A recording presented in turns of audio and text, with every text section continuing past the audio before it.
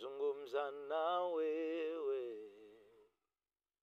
Tumekuja kusemezana nawe, haja ya mioyo yetu ijulikane na wewe Bwana. Wewe Bwana, tumekuja kuzungumza na wewe. Tumekuja kusemezana na wewe, haja ya mioyo yetu ijulikane na wewe Bwana. Kila tutakalo na kila tuombalo, tarajio letu lipo kwako. Kila tutakalo, kila tuombalo, tarajio letu lipo kwako Bwana. God bless you, mtu wa Mungu. Ni neema nyingine tena ambayo Bwana ametupatia siku ya leo, nipate kuzungumza maneno machache na wewe mtumishi wa Mungu. Na Mungu kanipa neema asubuhi ya leo kuzungumza na wewe kwa habari ya maandalizi, mtumishi wa Mungu. Mtu hawi mwanajeshi isipokuwa amepata mafunzo ya kijeshi. Mtu hawi mwalimu isipokuwa amepata mafundisho au amekaa kwenye kozi ya ualimu ili akizi vigezo vya kuitwa mwalimu. Mtu haanzi kuitwa dokta isipokuwa amekaa kwenye fundisho la udokta. Mtu wa Mungu, nilipokuwa najifunza hizi habari za maandalizi, moja ya kitu iliyoniumiza sana nilipokuwa nikiangalia namna gani watumishi wa leo tunavyoandaliwa, na wengi tumetamani kuingia kwenye hatua kubwa za kiutumishi ili hali level zetu bado hatukufaa kuchipuka kwa wakati huo. Nilikuwa ninaangalia wakati wa enzi za kina nabii Elia. Biblia inaniambia kwamba kulikuwa kuna chuo cha manabii. Lakini unaweza ukajifundisha na kujiuliza kwamba leo hii ni nabii gani yuko tayari kukaa chini ya fundisho la nabii mwenzake? Ni mtumishi gani ambaye yuko tayari kukaa chini ya fundisho la mtumishi mwenzake? Ni wachache sana. Ni wachache sana. Ni wachache sana.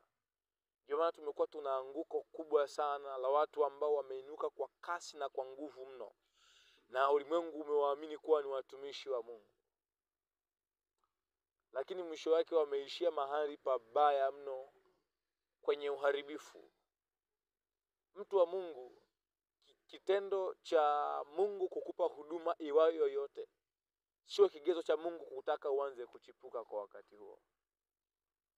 Mungu atusaidie sana watumishi wa Mungu kukaa chini ya hiyo neema. Watumishi wa Mungu tukae na kujifundisha kwa watu wengine.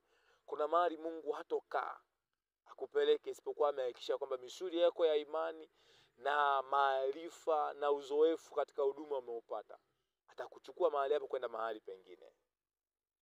Haitakuwa rahisi Mungu kukuamini kiasi hicho ambacho wewe unajiamini.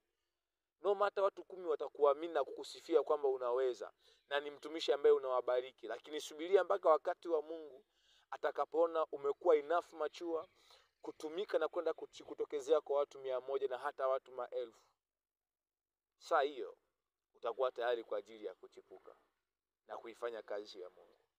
Watumishi wa Mungu wengi tunapenda sana kuonekana tu ghafla, lakini maandalizi ni kitu cha muhimu sana. Yeyote ambaye hakuandaliwa, mwanamke ambaye hakuandaliwa siku zote hata kwenye familia hawezi kuwa mama bora. Mwanaume ambaye hakuandaliwa siku zote hawezi kuwa mwanaume bora katika familia. Mungu atusaidie sana kanisa la Mungu. Tunajua moto unawaka ndani yetu, hasa kwetu vijana. Moto unawaka sana. Na mara nyingi tunatamani tupate nafasi kwenye madhabahu za baba zetu, tupate kuhubiri na kufundisha maarifa ambayo Mungu ameachilia ndani yetu. Lakini haimaanishi haimaanishi kwamba kwa kuwa Mungu ameweka karama basi tuanze kuchipuka kwa wakati tunaotaka sisi. Tunyenyekee chini ya mkono hodari. Tunyenyekee chini ya mkono ulio hodari, ili atukweze kwa wakati wake. Zaidi sana itakusaidia kutumika sawa sawa na kiwango ambacho Mungu alitamani wewe utumike. Kiwango ambacho Mungu alitamani mimi nitumike. Maandalizi. Tukae chini ya maandalizi, mtumishi wa Mungu. Usichipuke bila kujihakikisha kwamba umekuwa imara. Tumeona wengi wamefungua huduma mjini na vijijini, lakini zimeishia njiani.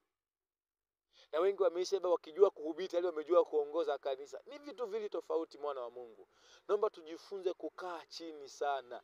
Angalau tutumike kwa miaka 2 ya uhakika kuliko kuishi miaka 10 ambayo ikupasa kuwa chini ya maandalizi. Yesu aliwafundisha watu alipokuwa akiponya watu. Ilikuwa wakati mwingine anawaambia wasiende kutangaza. Unajua ilikuwa ni kwa nini? Ilikuwa ni kutaka wakati mwingine vita isinuke kabla ya wakati. Ilimpasa kuyafanya kwanza ile alitakiwa kuyafanya kwa wakati, kwa kuhubiria ulimwengu wote wajue habari njema, alafu kisha ndio kusubiria msalabani kufuate. Unadhani kama angeanza kutangaza anavyoponya na kutenda miujiza mapema ingekuwaje? My dear friend, kuna mahali unatamani kwenda, lakini Mungu akitazama misuli yako ya imani haijafika. Kwa kuwa umetafuta kuwa na kujulikana na kutafuta kuonekana kwamba una uwezo, basi Mungu atakuacha, lakini anguko itakalofuata mbele yako itakuwa ni baya sana, mtumishi wa Mungu.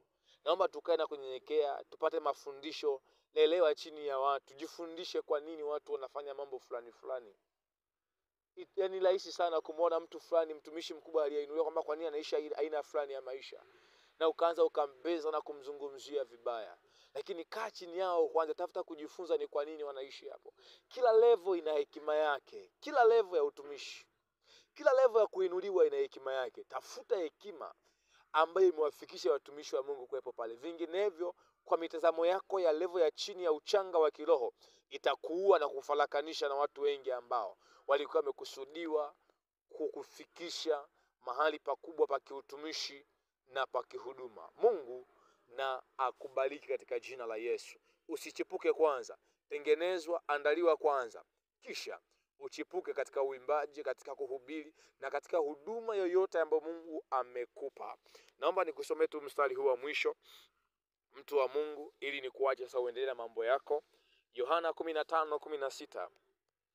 Si ninyi mlionichagua mimi, bali ni mimi niliyewachagua ninyi, nami nikawaweka muende mkazae matunda, na matunda yenu yapate kukaa, ili kwamba lolote muombalo Baba kwa jina langu awapeni. Mtu wa Mungu, hatukujichagua. Tusitumie nguvu kuonekana kwamba tuna huduma. Tusitumie nguvu kubwa sana kuonekana sisi tunaweza kuliko wengine. Yale majivuno na majigambo hayatakufaidia kitu. Lakini tujue aliyetuita ni nani, alafu tupate kumzalia matunda yanayodumu. Ukichipuka kabla ya kuimarishwa, utamzalia vilema kama